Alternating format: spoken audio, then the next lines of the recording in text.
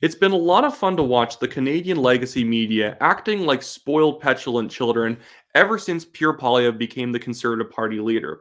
Under Aaron O'Toole, the media was flying high. They could ask him any smear question they wanted, he would take them seriously, and he'd probably end up apologizing for something he didn't even do or his base didn't even do.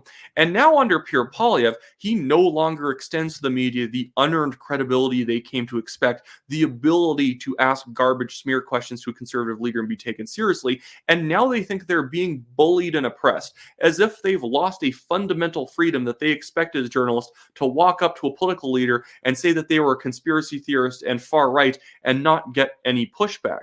The perfect example of this today is Susan Delacourt, a writer over at the Toronto Star, reacting to the ongoing fact that Poilievre does not take them seriously anymore and thinking that somehow Poilievre is in the wrong here.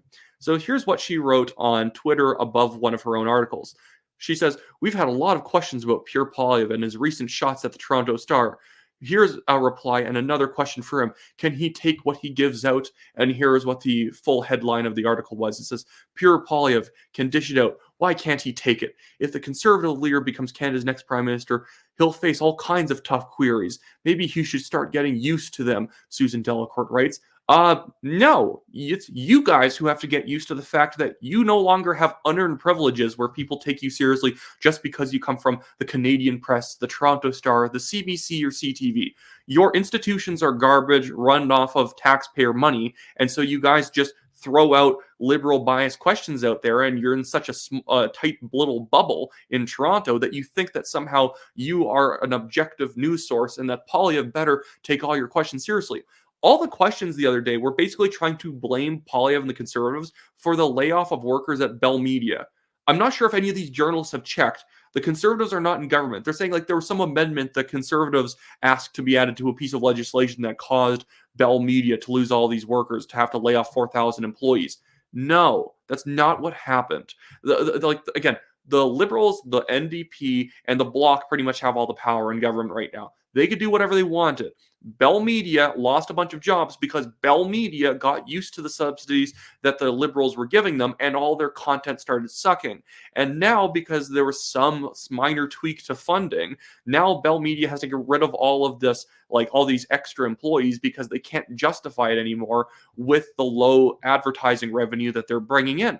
But Susan Delacourt thinks that the problem here is that Poilievre can't take it. No, no, no. Poilievre every single day is taking it from you guys.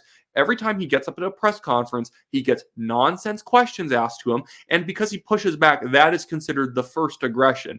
We completely forget all the journalists who accuse him of being far right, accuse him of somehow dog whistling to conspiracy theorists and whatnot. And if he dares to push back, well, I can't believe he would attack that neutral journalist. They were just trying to ask a tough question.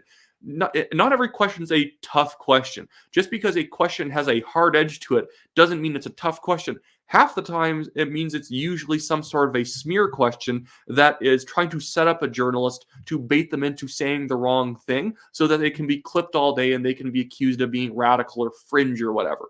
Poilievre has learned to play this game, and so whenever he is asked questions by these people, he asks them questions back, because they haven't thought through their own questions. They're trying to get to the conclusion of being able to accuse Poilievre of being a bad person. So whenever he says, well, tell me why you think that, or who said that, or what piece of legislation was that we did, none of them can answer it because they don't think it through. These aren't tough questions. They're actually complete fluff questions.